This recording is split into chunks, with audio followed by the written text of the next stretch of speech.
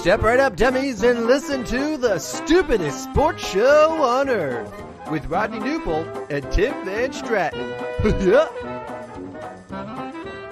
Well, hello there, dummies. Welcome back to the stupidest sports show on earth. We have made it to episode 11.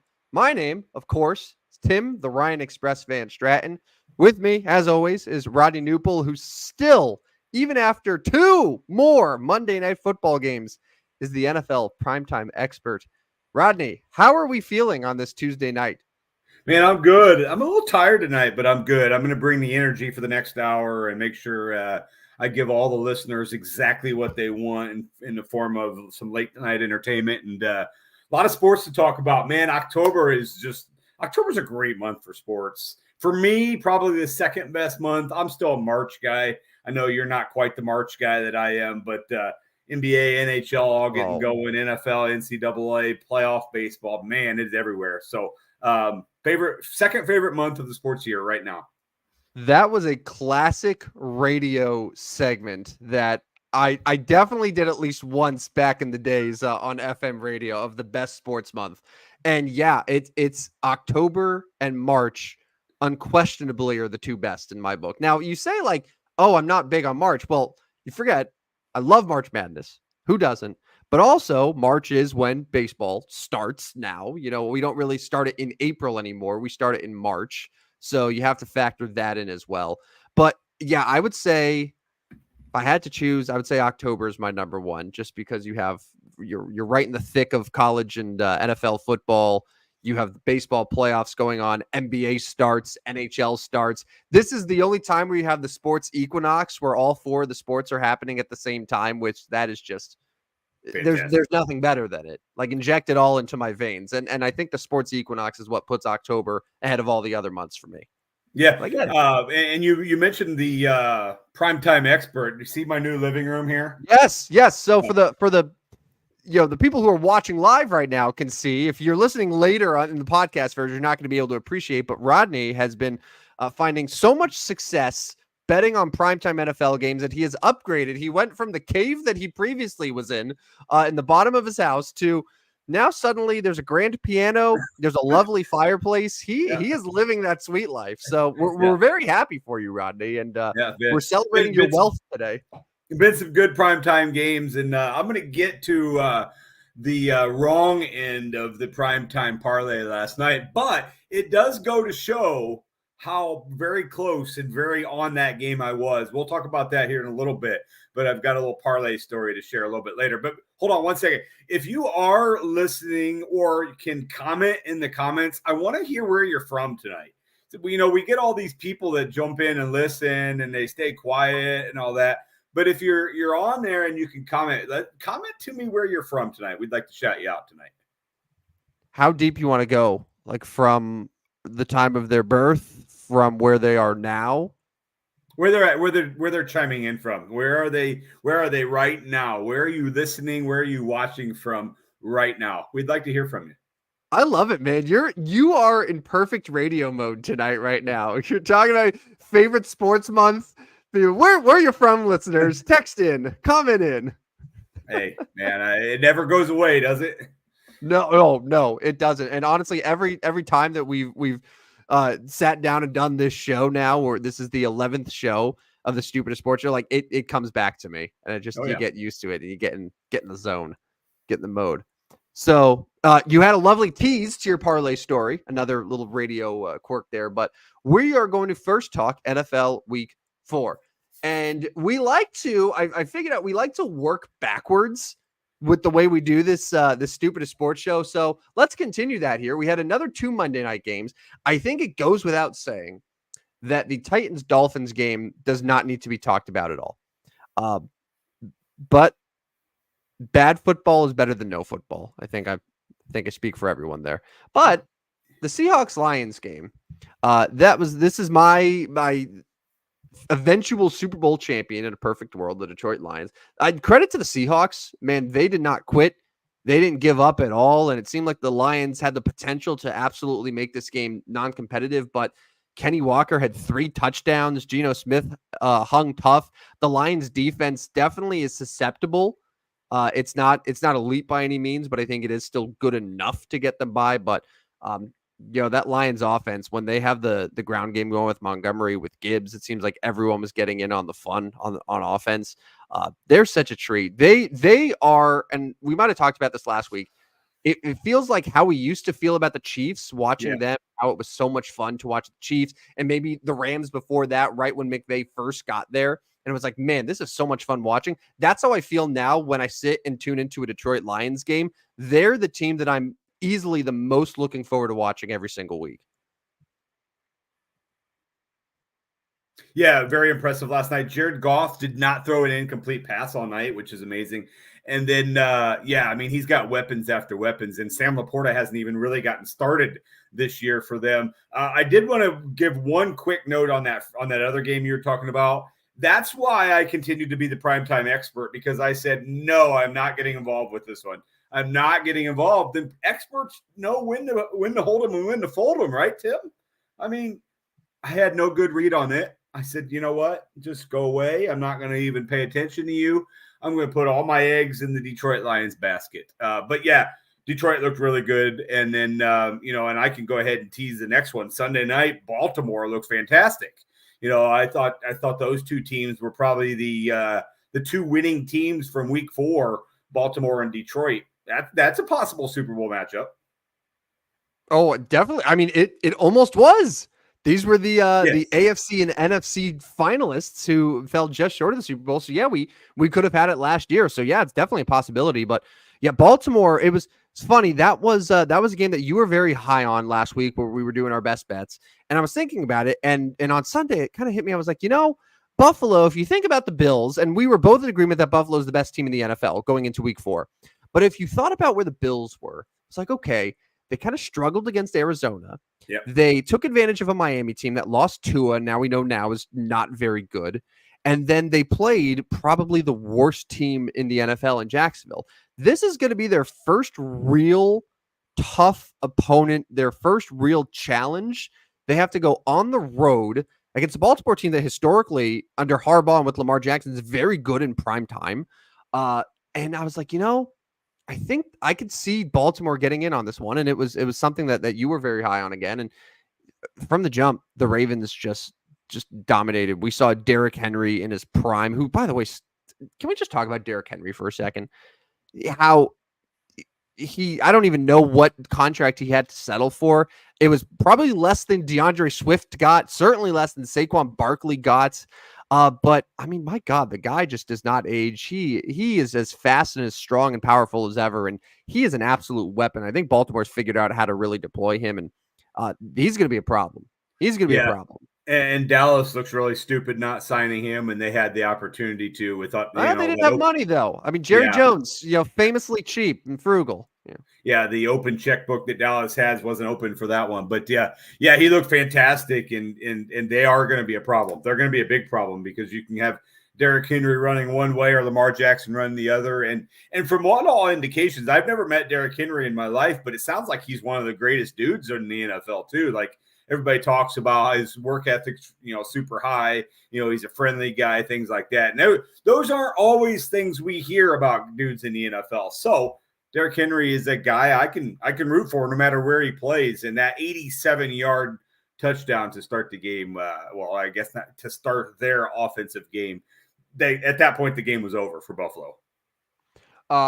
Can I add another radio comment thing while we're getting people chiming in about where they're listening from? Absolutely. Who's the nicest athlete that you've ever met in person? Perhaps it's Derrick Henry. Perhaps it's someone else. We'd love to hear from you. Tweet at us. Comment on YouTube. It's the nicest athlete you've ever met in person. I'm trying to think of nicest athlete I've ever met. I don't know. Drew Brees was pretty nice. Real friendly guy. Got to interview him at the radio station a few years ago. Pretty nice. Who do you have? Tony La Russa? I mean, it could be Albert Pujols, to be quite honest with you. When did you meet Albert Pujols? Albert Pujols would have been late 2000s. I'd have to go back and look at the year of when late 2000s. So he was probably like 36 at that time. Well, yeah, because he's 74 today. Right. Yeah. Right. I mean, I mean, locally here, we know like Ben Zobrist. I mean, Jim Tomey's a great guy. My meeting with him was after his career for the most part. Yeah, that's a great question. So go ahead and chime in on that one. Our radio segment here. We're killing it with the radio segments. All right. Other week 4 NFL games. I swear the noon slate was constant scoring. That first half of football, my phone was blowing up with, I get the ESPN fantasy apps of Nico Collins is in the red zone. And I just felt like Nico Collins and Baker Mayfield and Mike Evans and Brees Hall. I'm like, I'm getting so many notifications here. And it's like, it just kept racking up. And I feel like we got a lot of points, but what were the standout games to you watching on Sunday here? Because I got a couple that really stood out. Well, I was going to say it doesn't help the old notifications when your nerd friends text every single touchdown of the NFL. Like literally, I think every touchdown that's been scored for 4 weeks has been notified in the nerd group. I swear to God, every single touchdown. So you're talking 64 games now where every touchdown's been notified. Okay. To answer your question, Steelers look pretty poor, I thought, actually, losing to Indianapolis. That's a bad loss for them. Minnesota continues to look good. But Justin Fields looked I thought he looked very good. What did he throw? 312 yards? Yeah. Did he ever have 300 with Chicago? Gonna have to get in the end zone more for my liking. I did want to mention Chicago Bears picked up a win, and then not within an hour later, my Packers ticket sold. Bears-Packers. See, remember, Chicago Bears season ticket holder. Look, you're looking at him right here. Bears beat the Rams. Next thing you know, people are spending their money, baby. Bears need to beat Carolina. Maybe one of those Vikings or Lions or Seahawks tickets will sell. Let's go. All right. I got a couple that so I was very happy to see the Falcons turn around and win that game and get back to 2-2. I know why they did it, but it feels like they decided to put every Falcons game in primetime this year. Yeah. I know not against New Orleans, but they're back in primetime Thursday. So this will be what, third one in 5 weeks? I think so, yeah. For primetime against the Bucs. All right. Speaking of the Bucs, that's another game I want to get to. Enough with the Eagles. Can we finally admit that? Can we finally admit that the Eagles are just not good? No, they're my NFC winner. Okay. Like Jalen Hurts is I don't have the numbers in front of me because we're not nerds. We don't have those things readily available to us. That's our whole deal. But Jalen Hurts has got to be 6-7 turnovers at this point. And we can't be like, oh, well, he doesn't have any weapons because he has Dallas Goedert, who's one of the best tight ends in football. They paid all that money to Saquon Barkley. Do you know? This is funny. Do you know what Jalen Hurts looked like on Sunday? Like the type of performance that he gave with no wide receivers, with only Saquon Barkley, and with quote unquote bad play calling. Do you know what he looked like? What do you look like? He looked like Daniel Jones. Yeah. No, I'm serious.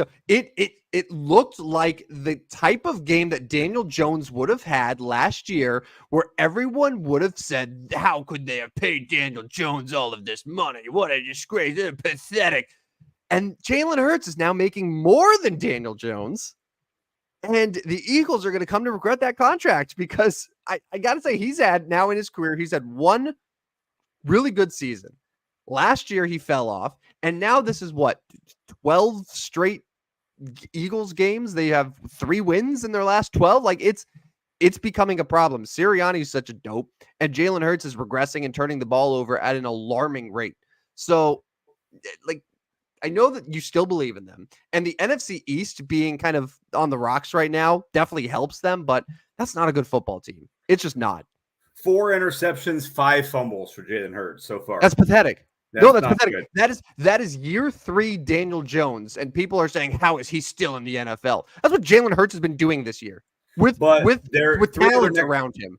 3 of their next 4 games are fairly winnable. They have a bye in week 5. They host the Browns, who I feel have been even more of a dumpster fire to start this year. They have a bad quarterback situation. They are at your New York Giants, where they'll be favorite in that one. May not win, but be favorites. They're going to go to Burrow Land and play Cincinnati on the 27th. Probably underdogs in that one. And then they're going to host the Jaguars to start November. So, I mean, they go 3-1 in that stretch and be 5-3. They're going to be leading the division. I mean, they have to go 3-1 at minimum to show that they're not total frauds, but they have not impressed, dude. They have not impressed. And Hurts looks bad. Yeah. Yeah, no, I was very disappointed in that one. Now, obviously, without his top three receivers, whatever, but even at that, like they got behind and couldn't come back, and then when they did start making a run, couldn't sustain that and couldn't stop Baker Mayfield. 347 and 3 touchdowns for Baker Mayfield, and then Baker Mayfield jarring at Tom Brady. You hear that one? Yeah. Okay. So the whole thing. So. I was a little late to the party, and a lot of people caught this after the fact. So Baker Mayfield was more or less saying, oh, when I came in, kind of just the people were a little tense, so we kind of loosened things up. Am I getting the gist right? Yeah, basically when Brady was there, he put him under too much pressure. And then Brady says, oh, well, I thought pressure was when you don't win Super Bowls. Correct. Which that's the ultimate answer. Like it is. Yeah, it's a mic drop. It's for sure a mic drop. And Baker really needed maybe to say it a different way, to not necessarily make Brady look bad. I mean, he maybe could have went about it. He should have went about it a different way if he wanted to make that comment, because like you're not going to win that matchup head to head with Tom Brady in a sparring matchup. You're just not. No. And what I'll say, though, is Brady saying that and having that type of response is him earning all of that money that Fox is paying him now. Oh, 100%. That's what I want to hear as a viewer. I want to hear Tom Brady from that, because there is only one person on earth that is able to say, hey, here's how I won 7 Super Bowls. It's Tom Brady. He has such unique experience that he can reflect on, that he can bring to each broadcast that nobody else can. That's the reason why Fox is paying him. So in these situations, like, that's what I want to hear. I want to hear everything about his mindset, what he would do, because that's what makes Tom Brady Tom Brady. So I want more of that. Like, I want more of that. Well, this is what I think. This is what I would do. I don't want to hear him try to be Greg Olsen or try to be Chris Collinsworth or whoever else. Then he dropped the bombshell that he was super close to signing with the Chicago Bears. And that made Chicago sports just go mind blown. Can we, this is like unstoppable force meets immovable object. Yeah. Everything Tom Brady touches turns to gold, right? Yeah. He goes to Tampa Bay and they instantly win a Super Bowl. The Chicago Bears are the worst franchise in the history of professional football in terms of quarterback production. There's no argument for that. So if the best quarterback of all time goes to the franchise with the worst quarterback history of all time, something's got to give. So in your mind, if you think back, so this would have been 2020, right? So this was still Matt Nagy as the coach. This was 2 years after that 12-win season and double doink. Yep. So it wasn't quite at their prime here. It was a couple years after. How does this end? Tom Brady as a Chicago Bear. Well, he didn't win that last Super Bowl, because the Bears aren't winning that Super Bowl. And it probably ends fairly ugly because he gets frustrated. He says some things that Chicago media and Chicago coaches don't like. He gets a coach fired midseason, and then he just leaves the team because he's frustrated. So you think the overwhelming ineptitude of the Bears would overpower the GOAT of Tom Brady? I do. Interesting. I guess we'll never know. But I tend to agree with you. For what it's worth, I do tend to agree with you. Like people forget. Like, I know that Tom Brady obviously came to Tampa Bay and got them to where they were and won the Super Bowl, but people forget that team had a lot of talent. It wasn't just Brady. Like, it was It was Evans, it was Godwin, it was Gronk, but also that defense was Yeah. unbelievable. It was incredible, and it held Patrick Mahomes, who could end up being the best quarterback of all time when he's all said and done. So what they scored 8 points? Yeah. Yeah, and they were well coached. As Bruce Arians was Right. when he was coaching and when he was coaching well. So yeah, I mean, yeah, it was a well-rounded team. The Dan Patrick Show was talking about that on Monday, and yeah, it was a well put together team. All right. A couple other things that I wanted to say. So we'll stick with Baker Mayfield. Baker Mayfield, Sam Darnold. I kind of put them in the same category a little bit. Maybe Baker, because last year he played really well in here in that contract, but I'm starting to feel like the fairy tale is not going to end. This might just be the real deal. I need to issue an apology to the Minnesota Vikings just for everything. I think you had them at under 4.5, right? I think I ended up with them winning 3 games for the whole season and having the worst record in the NFL. They are 4-0. Yeah, no, I understand that now. Thank you. But like Baker Mayfield and Sam Darnold, Geno Smith, all these quarterbacks that we all wrote off, it's bizarre. It's just it's a bizarre season to start, and the amount of underdogs that are winning outrights, and it's very, very hard to just get a read on it. But out of all those quarterbacks I mentioned, I don't have any of them as the MVP.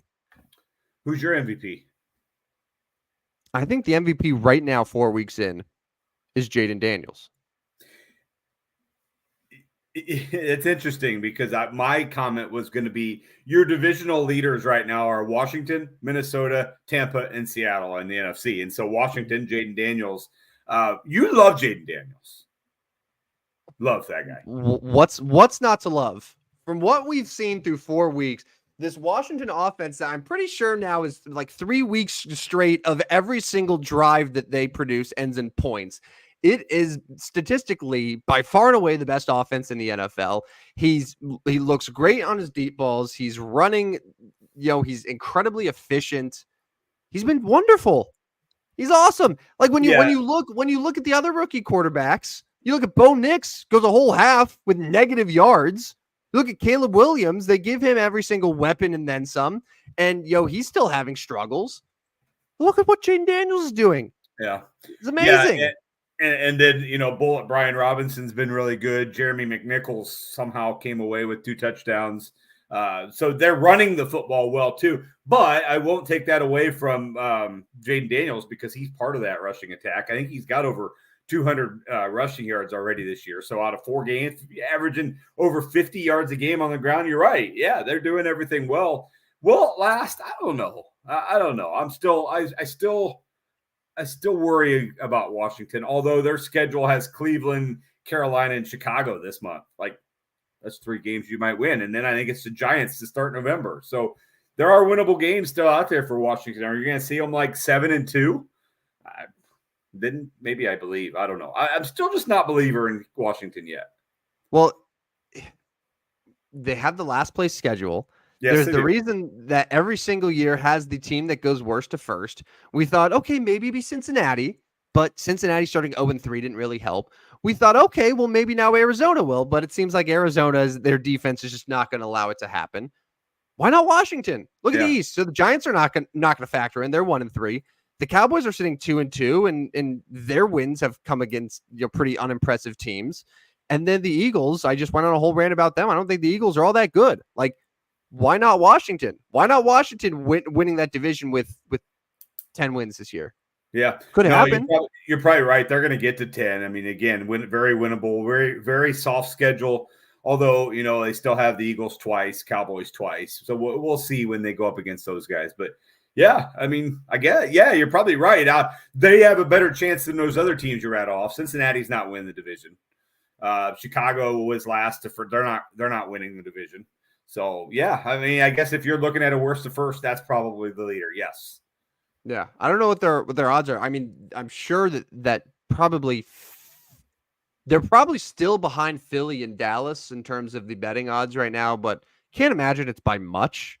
But that would have been the bet to make probably week 2. Yeah. Yeah.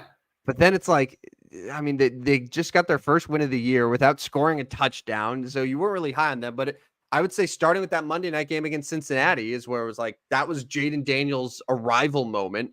And then they just kept it rolling again in Arizona here. I mean, listen, the guy's been super impressive. It reminds me, just I'll throw the same team out there. It reminds me of the first season of Robert Griffin III, where it was, oh my gosh, this guy looks really, really good. And people were having the debate of, is he better than Andrew Luck? And that was when Andrew Luck also had a really good year in Indy. They just let him get hit a lot. But then, of course, RG3 gets hurt in the playoff game and everything just sort of changes from there. Right. I still worry because Jane Daniels isn't an indestructible player by any means. He does take hits, but if he can avoid that and he can make it through a full year, like, Washington can be really, really good. Yeah. Which is exciting. Like, it's exciting for them to be in that position now. I mean, they Dan Snyder's gone. They have a franchise quarterback. I really like Dan Quinn. Cliff Kingsbury is back to being the offensive guru. So, yeah, I'm pretty high on them. Yeah, no, it should be fun to keep up with them. At least there's teams that are fun and interesting to watch as opposed to like Miami, Tennessee, Jacksonville. Ugh, garbage. All right. Shall we do another edition of Newple Notes? Yeah. So I'm going to keep it. This is kind of a Tuesday ritual for us to kind of get some Newple Notes in there. I'm going to stick with the power rankings because they changed a little bit from week 3. And I will go ahead and start at the top with 5 to 1, and then we'll progress to 28 to 32. Coming in at number 5, moving into the top 5 is CJ Stroud and the Houston Texans. At 3-1, it's time for them. I mean, so it's time for them, but you could argue Detroit should be here. I'm kind of giving away that Detroit's not in my top 5. You could really argue that Detroit could probably be this spot as well. So moving to 4, we're going to go with the Buffalo Bills. They dropped from 1 to 4. I still think they're probably the best team in the NFL, to be quite honest with you. But this is how power rankings work. Like, if you do well, you move up. If you don't do well, you move down, type thing. That was a rough game for them to go to Baltimore. They lost. I still think they play next week in Buffalo. Buffalo would win. Anyways, for now, they're 4. Baltimore's 3 at 2-2, the only 2-win team that is in the top 5. The train is starting to pick up some speed here, so we're going to put them 3. And then the undefeated teams, Minnesota is going to come in at 2. They are not surpassing Kansas City yet. You can't put Minnesota over Kansas City. You just can't do it. When you're looking at power rankings, you have some kind of like, oh, they were ahead of them last week. They both won. You got to keep Minnesota. So anyways, Minnesota's 2. Kansas City is going to be my number 1. What's your thoughts there? You arguing with 1 through 5 at all? Yeah, I would probably. I like the list. I can't argue against Minnesota anymore. I've learned my lesson. I repent. I ask for forgiveness. I can't do it. Kansas City, I mean, they're 4-0. Like, the defense is really good. And it seems like they can overcome anything. Baltimore, I like. Buffalo, still deserving. I guess if I had to do something, I would probably put Detroit in there over Houston, just because I think Detroit's quality of wins have been a little bit better than Houston's. I mean, they barely scraped by Jacksonville on Sunday. So that would be my only sort of quabble. But no, I think that it's a lot better than last week where you went Eagles Seahawks to start off your list. So 5-4. I definitely support this one a lot more than what you did last week. They both dropped from the top 5. Let's go to the bottom of the NFL, starting with 28. So we'll go 28, 29, 30, 31, 32. 28 is the garbage known as the Browns in Cleveland. This team's bad. Bad. They're bad. I know a good amount of Cleveland fans that still can't quite get over how bad they are, but bad. This is not a good offense. It's really not a very good defense. Nick Chubb's still not playing. I mean, he kind of showed up to practice a little bit, so maybe the light is at the end of the tunnel. But at that point, they could be 1-5, 2-5, somewhere around there. They're bad. They're my 28. 29, somehow the Tennessee Titans picked up a win. So I've got to move them up a little bit, maybe sort of, kind of ish. I don't know. Like maybe Mason Rudolph makes them better so they get 29 instead of in the 30s, question mark. Anyways, Tennessee's 29. 30 is going to be the New England Patriots. I think they're terrible. I'm pretty sure that's what I had them last week as well at 30. We'll keep them at 30 because they're bad. I don't know how bad they are yet. I mean, I see that they are becoming bad after that week 1 win. I'm going to keep them at 30 for now. 31 is going to be the Carolina Panthers. I mean, we still probably think they're probably still the worst team in the NFL. I know there's a team that hasn't won. Maybe there's an argument that Carolina is better than one team, so I'll go with that since they do have a win. And then when you go through your power rankings and you have one team that has not lost, inevitably they've got to be 32. So the Jacksonville Jaguars are 32. Honestly, like I still think the Patriots and the Panthers are worse than Jacksonville. But through 4 games, Jacksonville can't argue they're better than anybody. I mean, it's just the fact of the matter. They've looked bad, so I'll keep Jacksonville 32, Carolina 31, New England 30, Tennessee 29, Cleveland 28. Miami is in the others receiving votes here. Like they're like 27.9 because Miami stinks right now. So Miami is looking at dropping to a bottom 5. What do you think there? I mean, you could really take those 5. You could shuffle them up and say, there's your rankings. I would say just purely based on Monday nights, I would say you have to swap out Tennessee for Miami at this point with Miami on their third string quarterback, and just they look totally, completely lifeless and overmatched. And I mean, this Tennessee team is bad. It still is bad, and they dropped over 30 points on them. And at no point did I think the Dolphins would win that football game. And that to me says that's a bad team. That's in dire, dire trouble. And I'm worried that it's going to end up being a situation where because of how bad they're playing, that they're going to decide that they need to rush Tua back. And at this point, depending on the next couple weeks, I think the Dolphins just punt on this year and they're just like, hey, Tua, just take the year, go see the world. And maybe we'll do it again in 2025 because I do not like how that season is shaping up for them. But But yes, Jacksonville 32, absolutely. Carolina 31, absolutely. New England 30, yes. I'll probably put Cleveland down at 29 just because Deshaun Watson sucks that bad. Like that bad. And then Miami's my 28. But yeah, so, honestly, these Noop notes were a knockout. They were an absolute delight. So I'm going to tell you one thing.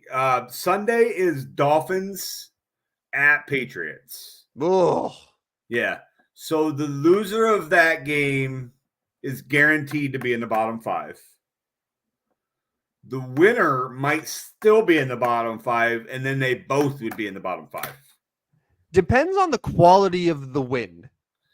Yeah, like 10-9, and they're both going to the bottom 5. Like if both teams are just garbage, then I think they both deserve a spot. But if one team just looks great, like that's what I'm saying. I think Tennessee just from Monday night did enough to get themselves out of the bottom 5 of Noople notes. I understand they're your notes and I respect that. That's just how I would do. Yeah.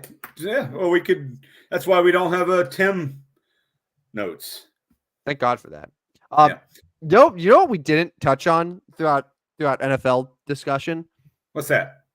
We didn't talk a second about the New York Jets. I mean, I should be like Stephen A.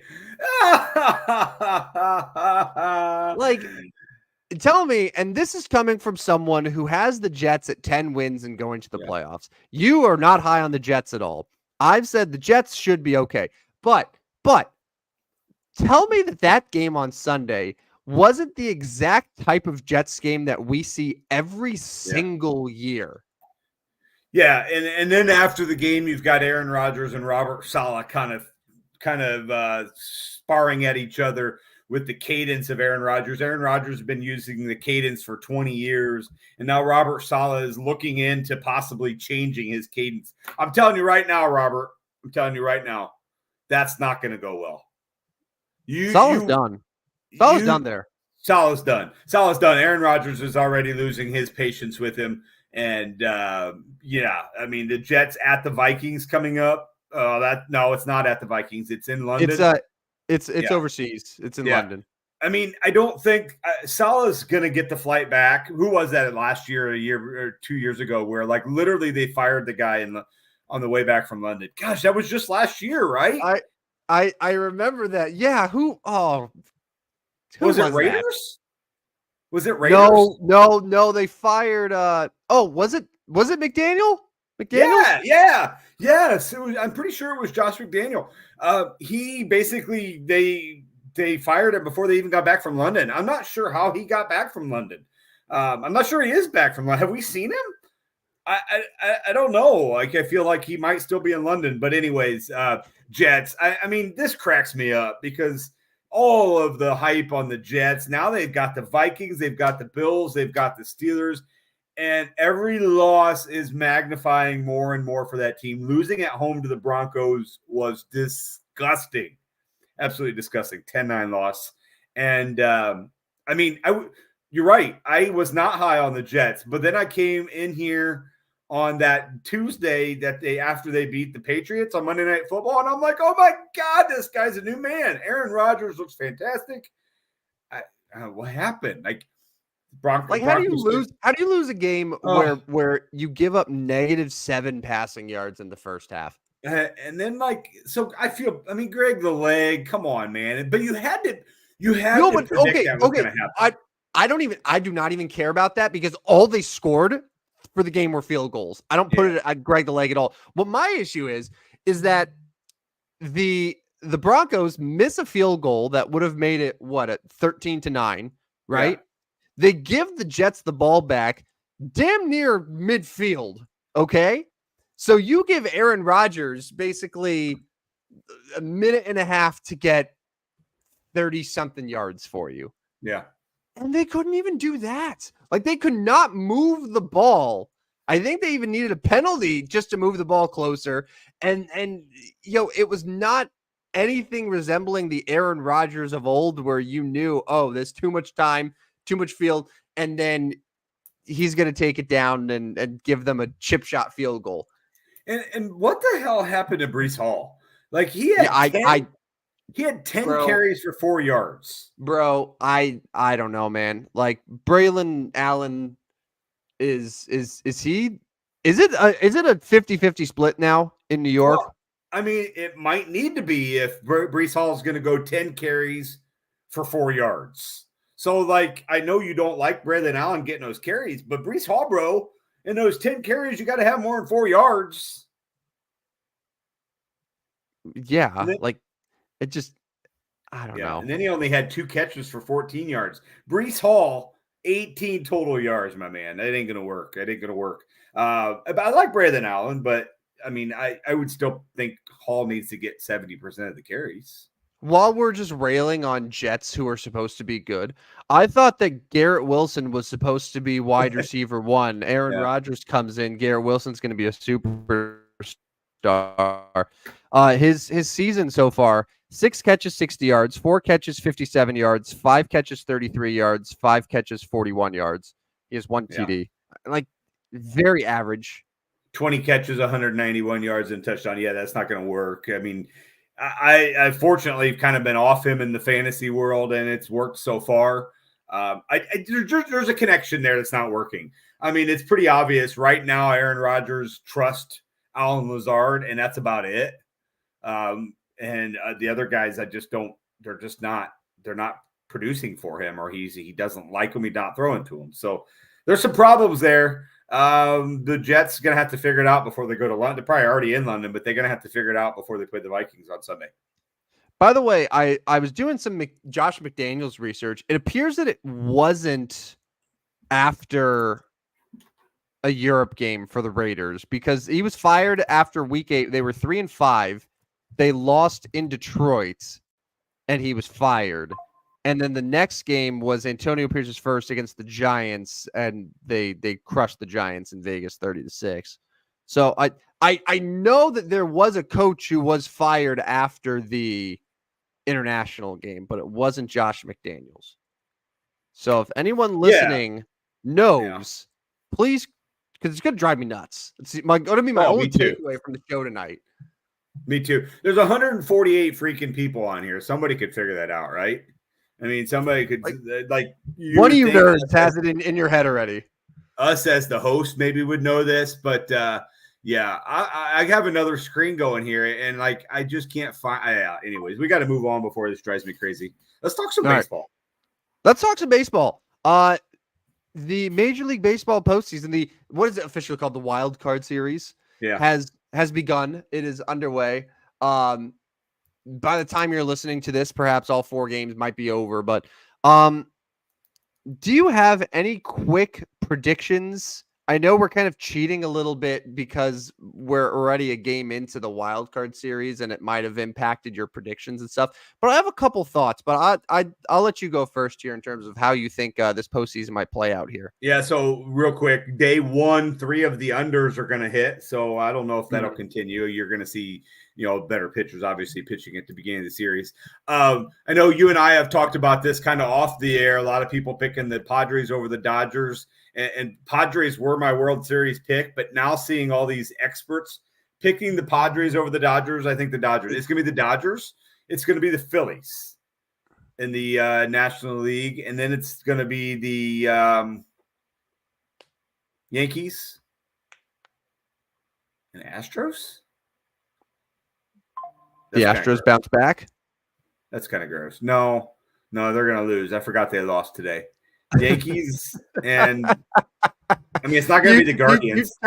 You turned it off once it was bases loaded in the 9th and Hayward's coming up. Where you're like, well, we know Jason Hayward's going to win this one, so that's all you needed to see. I mean, yeah, he bounced out there, lined out the second, whatever he did. You knew that ball was going to second base. Like so Jason Hayward to me strikes out or hits it to second base almost all the time.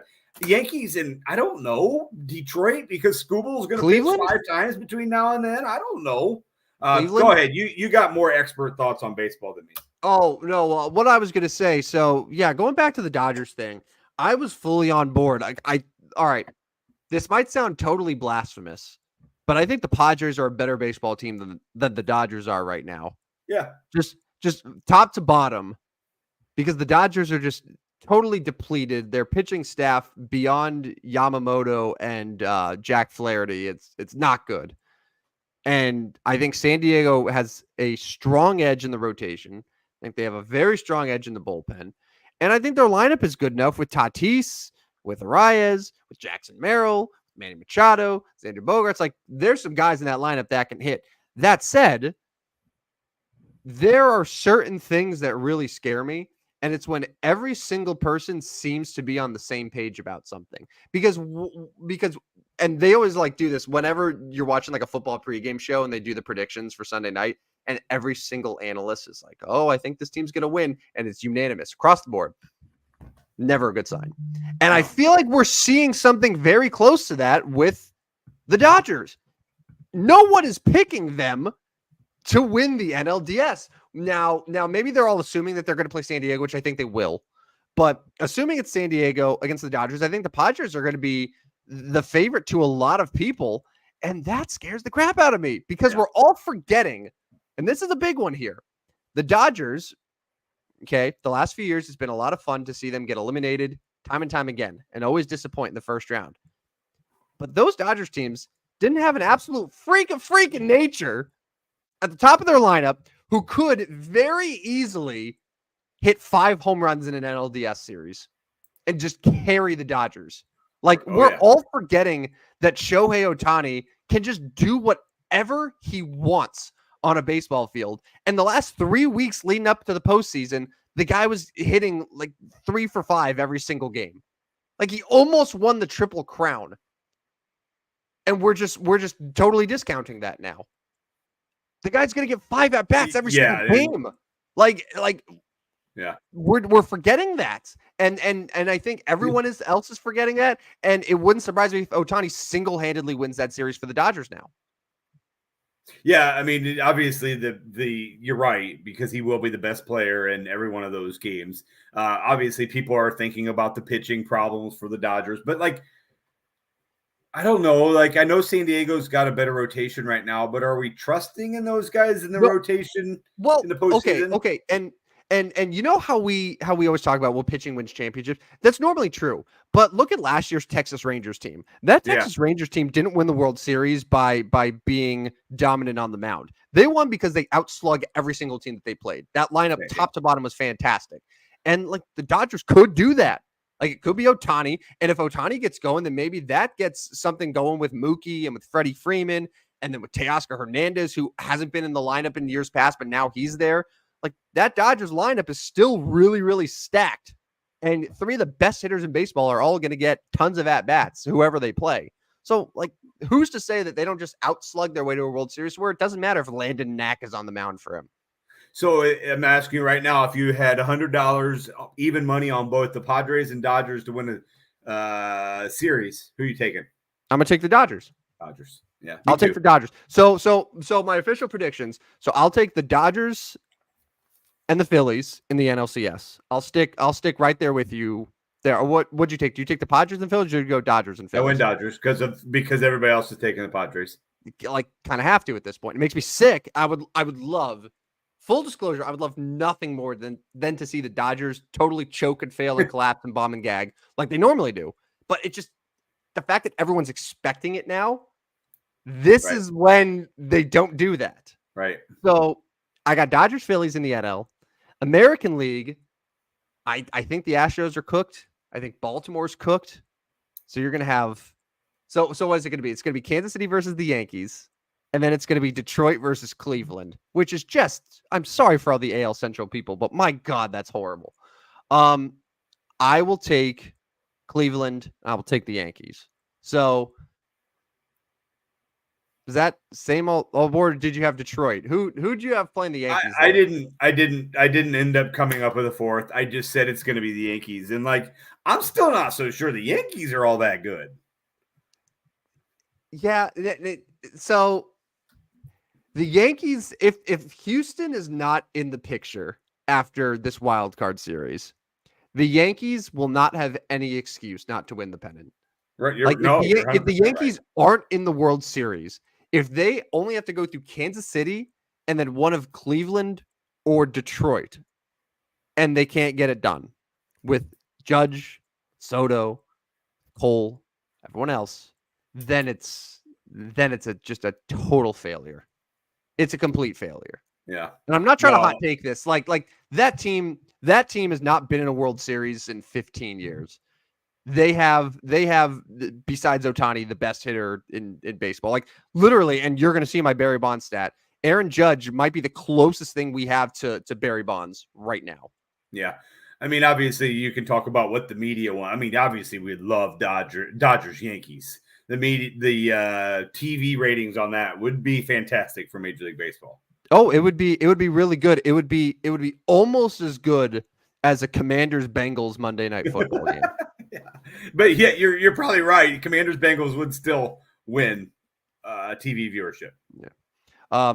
Yeah. So I'll take the bait, and I will take the Yankees, the Phillies, the Dodgers.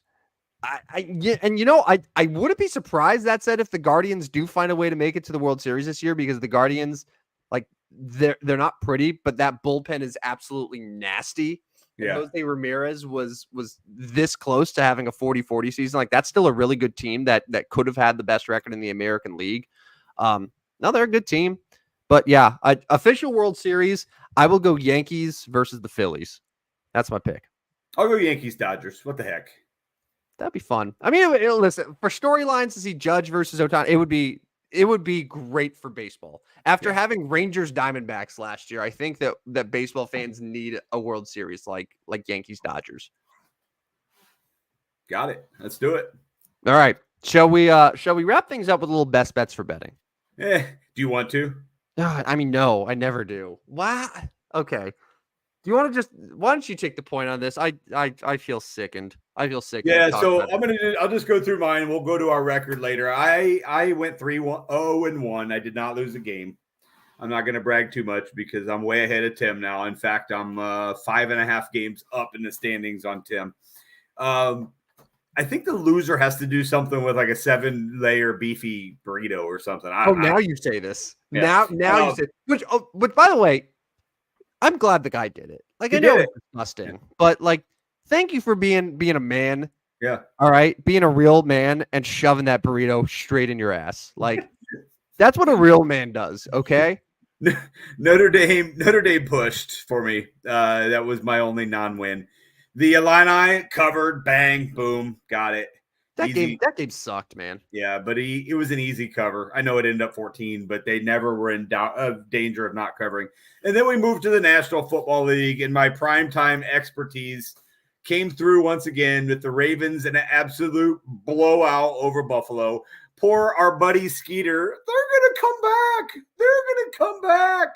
You know, immediately he's texting me like, I think there's a good chance. You're like, nope, see ya, your money. Like that's not happening. It's like, dude, Buffalo was not going to win that game. And then I got a little nervous for a little bit. It got to 21-10, and I'm like, Skeeter's always right. Gosh dang it. No, he lost. Sorry, bro. And then my third win was once again a primetime game because I'm like 7,002 in primetime games. Detroit Lions blowout city over Seattle. So it put me 3-0-1, and now I am 10-8-1. That's winning units right there, bro. That is winning units. Do you want me to just do yours and you can? I'll run through. Right, go for it. All right. So, admittedly, this Nebraska game was triggering me real early on, and then finally in the fourth quarter, the Huskers woke up a little bit and won. I don't even know what the final score ended up being, but it was by over 20 points, that margin. So they woke up. I felt good. The exact opposite happened with this Michigan-Minnesota game, where I was like, oh, man, Michigan is just rolling right now. And the funny thing is, I didn't even bet the spread. Like, I come here and I say the best bet for betting is to take Michigan against the spread. Then my ass on Saturday morning says, you know what? I'm not going to do the spread. I'm going to do the over. And I did the over, and it hit. And I felt great. And I was like, all right, awesome. I'm a winner. And then I see Michigan, they end up big lead. And then, of course, they let Minnesota backdoor, which, by the way, did you see the onside kick? Yeah. The onside kick there. Was Minnesota jobbed there? What were your thoughts? I didn't think they were jobbed. I mean, I don't know. Like the rules of the onside kicks and stuff like that always confuse me. I don't know. Like, I didn't think it was that bad. No, I mean, in Michigan never should have got to that point in the first place. I mean, PJ Fleck, I don't know how they came back to compete that much, but like, didn't Michigan literally give up 3 fourth quarter touchdowns? Yeah, it was so gross. Yeah. It was so gross. Okay. Well, we'll just briefly go to the next couple. Packers again, and this goes back to what I was saying. I have to issue the apology here. Now, interestingly enough, Rodney, this game, in my mind, was a blowout. The final score was 31-29. 31-29 Vikings here. It was not a total blowout, even though we all know it was a total blowout. But man, I was rooting so hard for the Packers there at the end. But I have to apologize to the Vikings again. I'll never doubt you. And you know what I'll do? I'm only going to bet the Vikings to win and cover all of the games. That's what I'm going to do. And then again, I thought Washington on a short week going into Arizona. Crazy stuff always happens at State Farm Stadium, but not this time. Cardinals, frauds, bad. Commanders, Jane Daniels, MVP. My record now is bad. I've gone 0-4, 1-3, 1-3, and 1-3 in my last 4 weeks. It has to be time for people to fade everything that I like. There's no other way to put it. Yeah. I think you tail Rodney, especially primetime NFL. and you just fade everything that I'm doing. Like, what's the last NFL best bet for betting that I actually won? Have you won one? I think all my wins are college, legitimately. Maybe I have one NFL win all season. It's Bro. unbelievable. Yeah, not good. Not good. I'm not happy about it. You got to bounce back. You got to find a way this week. At some point, though, it's going to become a running thing where I'm going to purposely try to lose, and then that is what's going to turn everything around for me. But that said, if you want more of my picks, for only $79.99 a month, I will send you. Let me tell you. Let me share my little parlay story here. Yeah. So we're sitting here talking about how rich and successful you are in your new mansion. You got a new fireplace, but for real, Rodney could have actually been rolling in the dough and truly been the primetime expert. And I'll let you take it from here. I don't want to steal your thunder. So I had a it was a risk-free on Monday night, risk-free up to $10, or I don't even know, might have been more than that, but a single game parlay that you wanted to do on DraftKings. So I just, you know what? I like the Lions a lot. I'm going to put a bunch of stuff on the Lions. I ended up going to a 14 leg.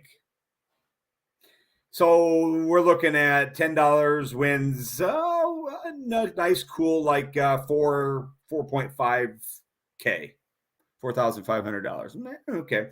So my numbers were the Detroit Lions first quarter -2.5, second quarter -0.5, third quarter -0.5. Now keep in mind that was because the Seahawks went for 2. So I won that quarter 7-6. Thank you, Seahawks. So I also put Detroit -2.5 first half. So all 4 of those got done. Boom, got those done. So now you're talking 4 out of the 14 are done. Then I went with 3 guys scoring touchdowns. I loved Amon-Ra. I love Jahmyr Gibbs twice. David Montgomery. Boom, got that one done right away. Easy. Boom. So I have 7 legs done now. I'm halfway done. So the last one, I'll go ahead and tease this one. Detroit -4. Done. There's 8. I got 6 left. These are player props. Jared Goff.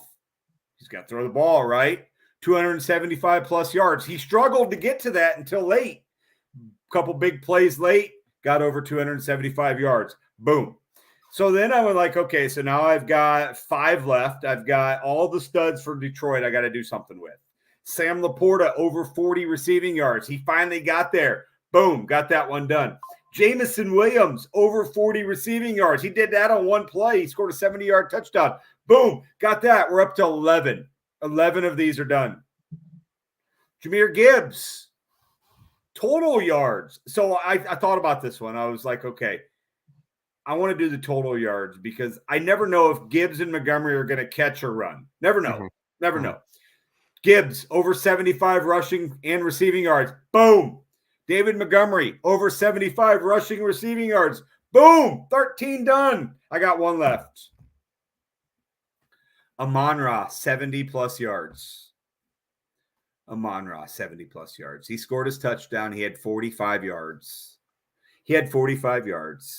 But if you watch the game just before the 2-minute warning, it was 3rd and long at the 1-yard line, the opposite 1-yard line. So I'm thinking, okay, Dan, here's your opportunity. You're gonna throw the football here because for one, you can't get safetied by running it. And for 2, you're up against a 2-minute warning. You're going to throw the ball here, Dan. You're going to throw the ball. Not just one of those little screen passes. You're going to throw the ball. And who are you going to throw the ball to? You're going to throw it to Amon-Ra. And you can attest by the text, like I was literally like, this is going to happen. This is going to happen. It's going to happen right here. Needed 25 yards. A 25-yard catch from Amon-Ra wins $4,500. So Jared Goff drops back. He's getting pressured. And he doesn't throw the ball. Tim, I don't know why he doesn't throw the ball. Because I didn't know this live. But showing the replay made this 1,000 times worse. Because they ran this little play where Jameson went whoop. or Tim Patrick, I don't know, one of those guys, way out. And Amon-Ra, literally, I kid you not, you can look at the replay. He ran to the 25-yard line. That's 25 yards because they're at the 1. Obviously, okay, one more, and maybe he would have come up 1 yard short. I would have worried about that later. And he just didn't throw it, but he was from me to your house, and we live about 1.5 miles away. From my house to your house, he was that open, and Jared Goff just didn't throw the ball. Talk about pain. That is my parlay pain. I was 1 leg away from a 14-leg hit. Damn it. Damn it. Damn it. Anyways, that's my story, and I'm sticking to it. I got to say, this is not the first time that you have been in this position to where you throw together just this huge same game parlay and like I'm 12 legs minimum and you get all but like 1 or 2. Like this happens to you an alarming amount. And it's a matter of time. It's a matter of time before you eventually hit one of these, and then we never speak again because you're off in an island somewhere. I just can't close the deal. I'm not a late game finisher. That's my parlay pain for the week. I'm sorry, man. Well, hopefully there is a show this fall where we come on and you talk about your parlay hits. And we'll all know it because you'll be wearing a monocle and a top hat. You'll be on some sort of yacht somewhere. The connection will be real bad because you're in the middle of the ocean, but it'll all be worth it. Not today. Damn. Should I cheer you up with a Barry Bonds stat? Yes, let's do it. All right, Barry Bonds, stat of the day. Since it's the MLB playoffs, I'm actually going to tie this into to one of the stars of the MLB playoffs. I mentioned him earlier, Aaron Judge. Okay, so in as the stupidest sports show on earth, we try not to get too involved with nerd stats, but I think I've mentioned before there's a stat called WRC plus. Think of it like just okay, it's really good. Anything over 100 is considered above average. So anything over 200 is like okay, you're clearly like amazing at this. It's just creating runs, right? Barry Bonds is responsible for the top 3 seasons ever for WRC plus. 244 in 2002, 234 in 2001, 233 in 2004. He's responsible for 4 of the top 5 in WRC plus. And he, up until this season, was the only player in Major League Baseball history to put together a WRC plus above 210. Notice how I said until this season. Right. Because Aaron Judge in 2024 put up a 219 WRC plus, which passed Barry Bonds to move into 4th. So now the top 5, and actually I should say this, the top 6 ever goes Bonds, Judge, Bonds, Judge. From his 62 home run season where he had a 208 WRC plus. But now there are 2 players that have had a 210 or better WRC plus. Barry Bonds, of course, 3 times. And now Aaron Judge. Yeah. And so like, we're never going to get to the point where Aaron Judge was a better player than Barry Bonds, are we? No, because we're never going to have a player to do what Barry Bonds is doing. I mean, Shohei Ohtani right now is ridiculous, but Shohei Ohtani isn't going to end up with the offensive numbers that Barry Bonds did. I mean, Shohei, his WRC plus and all of those things aren't even close to what Bonds was doing. No, Judge is the closest right now. And like this week, I was looking up all of these stats of like the if you took the 2 MVP winners from both leagues and you combined their wars and their offensive wars. Like we are not going to have a year in all likelihood where the MVP winners are collectively as good as what Judge and Ohtani have done this year. Like Judge's offensive WAR was like 11.7.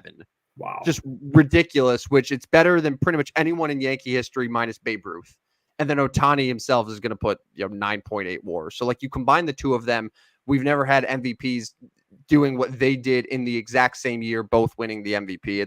It's ridiculous. But Barry Bonds was just in a different stratosphere. Better than all of them. He's better than all of them. Like 2001 to 2004 is the best 4-year stretch that any baseball player has ever had offensively until now and until the end of time. Like, that's just how it's going to be. Stud.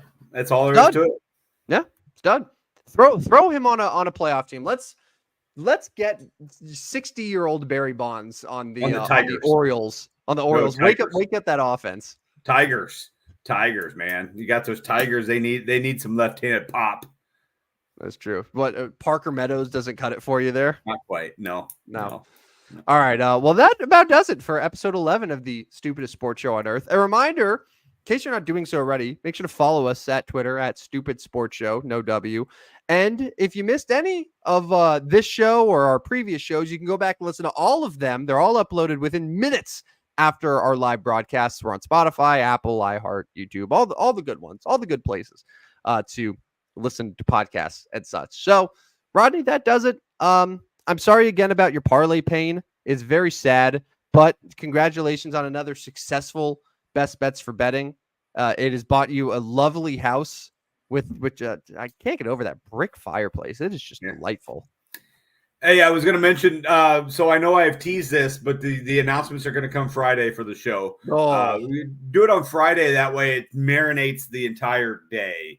It's kind of late at night tonight, so I'm going to do it on Friday, and it's ready now. October's here, but I might even do a postseason baseball contest, sponsored by the Stupid Sports Show. So stay tuned. We'll talk about that a little bit on Friday. I'm looking forward to it. But yes, great show, Tim. We will be back Friday morning, 8 a.m. Man, that's early, but love it. I'm ready for it. All right, sounds good. Well, for Rodney Newple, who is still the NFL primetime expert, this is Tim the Ryan Express Van Stratton. We're signing off. We're leaving the station, and we'll talk to you Friday, 8 a.m. Central, for another episode of the Stupidest Sports Show on Earth. Night, everyone. Step right up, dummies, and listen to the Stupidest Sports Show on Earth with Rodney Newple and Tim Van Stratton.